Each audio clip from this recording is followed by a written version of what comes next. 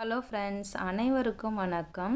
கந்த சஷ்டி அன்னைக்கு 7வது நாள் எடுத்த வீடியோ தான் இது. காலையில் வந்து விளக்கேற்றி சாமி கும்பிட்டுட்டு அதுக்கப்புறம் காலையிலேயே போயிட்டு முருகரை போய் பார்த்துட்டு வந்துடலாம் அப்படின்னு சொல்லிட்டு வல்லக்கோட்டையில் இருக்கிற முருகர் கோவில் தான் போயிருந்தோம். நாங்கள் போசலோ மழை தான் பெஞ்சிட்டு இருந்தது. அதுக்கப்புறம் போயிட்டு கோவிலில் போயிட்டு முருகரை தரிசனம் பண்ணோம். இந்த கோவில் வந்து பார்த்திங்கன்னா 1200 ஆண்டுகள் பழமையான கோவில் இது. இங்கே இருக்கிற முருகர் சிலை பார்த்திங்கன்னா 7 அடி உயரம் கொண்டது. இங்கே வள்ளி தேவசேனாவோட நமக்கு நின்ற கோலத்தில் காட்சி அளிக்கிறாரு. கந்த சஷ்டி 6வது நாள் அன்னைக்கு இந்த கோவில்லையுமே சூரசம்ஹாரம் பண்ணியிருக்காங்க. எங்களுக்கு தெரியாது. தெரிஞ்சிருந்தால் நாங்களுமே இந்த கோவிலில் சூரசம்ஹாரம் பார்த்துருப்போம். நாங்கள் நியூஸில் தான் சூரசம்ஹாரம் பார்த்தோம். எங்களுக்குமே நியூஸில் பார்த்த பிறகு தான் தெரிஞ்சுது வல்லக்கோட்டை முருகர் கோவிலில் சூரசம்ஹாரம் பண்ணியிருக்காங்கன்னு சொல்லிட்டு. இதுக்கு முன்னாடி பண்ணலை. கிட்டத்தட்ட பார்த்திங்கன்னா இது ஒரு 6 வருஷம் கழித்து சூரசம்ஹாரம் பண்ணியிருக்காங்க அப்படின்னு சொல்லிட்டு நியூஸில் சொல்லியிருந்தாங்க. எங்களுக்குமே நியூஸ் பார்த்த பிறகு தான் தெரியுது. கோவிலுக்குள்ளே நுழைய சொல்லவே பார்த்திங்கன்னா இடது சைடு விநாயகர் இருப்பார். விநாயகரை வணங்கிட்டு அதுக்கப்புறம் வலது சைடு பாலமுருகர் இருப்பார். அவரையும் வணங்கிட்டு நம்ம மூலவரை போயிட்டு தரிசனம் பண்ணிட்டு வரலாம். கந்த சஷ்டி 7வது நாள் இந்த கோவில்லையுமே முருகருக்கு திருக்கல்யாணம் பண்ணுறாங்க. நாங்கள் எங்கள் ஊரில் இருக்கிற முருகர் கோவிலுக்கு தான் போயிருந்தோம். அங்கே திருக்கல்யாணம் பண்ணுறாங்க அப்படின்னு சொல்லிட்டு அங்கே போய் நம்ம பார்க்கலாம் அப்படின்னு சொல்லிட்டு எங்கள் ஊரில் இருக்கிற முருகர் கோவில் தான் போயிருந்தோம்.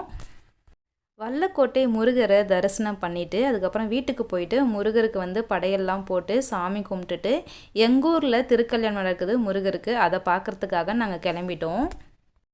எங்கள் ஊர் முருகர் கோயிலில் பார்த்திங்கன்னா காலையிலேயே அபிஷேகம்லாம் பண்ணி சந்தன காப்பு கட்டி வச்சுருந்தாங்க. நாங்கள் ஈவினிங் தான் முருகருடைய திருக்கல்யாணத்துக்கு தான் போயிருந்தோம். முருகருடைய திருக்கல்யாணத்துக்கு வரிசெல்லாம் எடுத்துகிட்டு போய் வச்சு அதுக்கப்புறம் பார்த்திங்கன்னா முருகர் எப்படி பிறந்தார் வளர்ந்தார், வள்ளி தேவசேனாவை எப்படி கல்யாணம் பண்ணிக்கிட்டாரு அப்படின்ற கதையை அங்கே வந்திருந்த ஒரு அடியார்கள் சொல்லியிருந்தார்.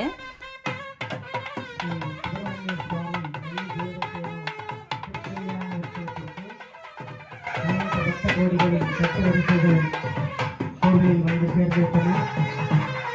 அனைத்து பக்த கோடிகளும் உடனடியாக கோவில் கொண்டு அந்த கதையை எல்லா மக்களுமே பக்தியோடு கேட்டுட்டு இருந்தாங்க.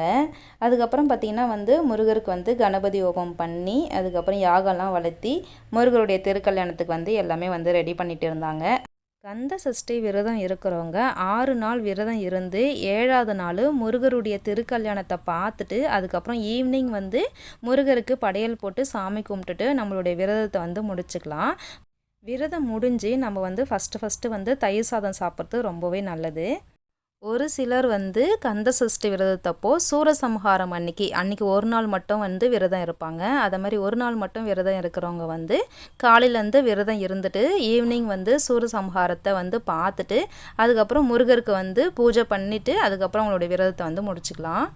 நாங்கள் 7 நாள் விரதம் இருந்தோம். 7வது நாள் முருகருடைய திருக்கல்யாணத்தை பார்த்துட்டு அன்றைக்கி ஈவினிங் 6 மணிக்கு தான் எங்களுடைய விரதத்தை முடித்தோம்.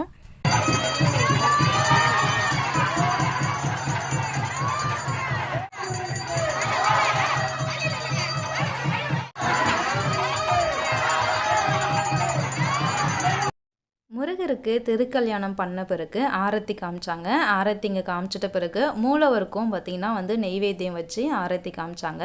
மக்கள் எல்லாருமே மூலவரையும் தரிசனம் பண்ணிவிட்டு அதுக்கப்புறம் வெளியில் பிரசாதம் கொடுத்தாங்க. பிரசாதமும் வாங்கிட்டு போனாங்க. முருகருடைய திருக்கல்யாணம் ரொம்ப சிறப்பாகவே நடந்தது. அந்த திருக்கல்யாணத்தில் நாங்கள் கலந்துக்கிட்டோம் அப்படின்னு நினைக்க சொல்ல பார்த்திங்கன்னா மனசுக்கு ரொம்ப நிறைவாகவும் மகிழ்ச்சியாகவும் இருந்தது. இதுதாங்க எங்கள் ஊர் சுப்பிரமணிய சுவாமி திருக்கோயில். வெற்றிவேல் முருகனுக்கு அரோகரா.